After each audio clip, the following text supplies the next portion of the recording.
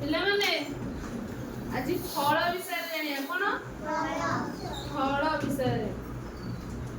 ଏଟା କଣ କହିଲ? ସେଉ। ସେଉ। ଏଟା ଆମ୍ବ। ଏଟା ଡାଳିମ୍ବ। ଡାଳିମ୍ବ। ଏଟା କଦଳୀ। ଏଟା ସପୁରୀ। ଏଇଟା ଅଙ୍ଗୁରୁ। ଏଇଟା ଲିଚି। ନା ଏଟା କଣ? କମଳା। ଏଟା କାକୁଡି। ଏଟା କଖାରୁ।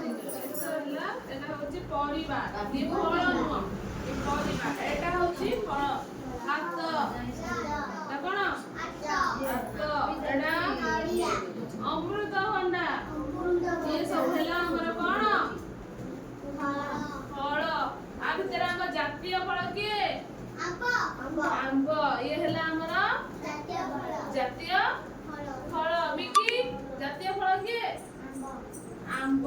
ଏଟା କଣ? ଆମ୍ବ। ତାପରେ ସେଓର ରଙ୍ଗ କିପରି? ନାଲି। କଦଳୀ ହଳଦିଆ। ତାପରେ କମଳାର ରଙ୍ଗ? କମଳା ଲାଲ। କମଳାର ରଙ୍ଗ ନାରଙ୍ଗୀ। କମଳାର ରଙ୍ଗ ହଉଛି ନାରଙ୍ଗୀ। ତାପରେ ଆମ୍ବ ହଳଦିଆ।